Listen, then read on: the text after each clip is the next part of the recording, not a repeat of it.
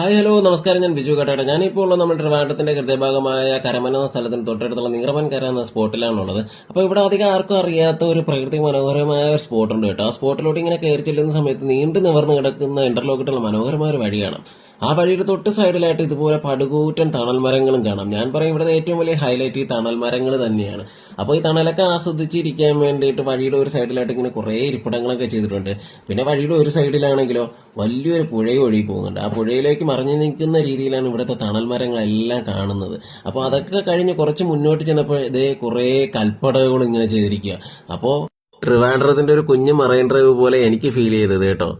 അതും ഇങ്ങനെ പുഴയിലോട്ട് ഇറങ്ങി ചെല്ലുന്ന രീതിയിലാണ്. അപ്പോൾ അവിടെ നിന്നിട്ട് കുറേ ഫോട്ടോസും വീഡിയോസും ഒക്കെ എടുക്കാം.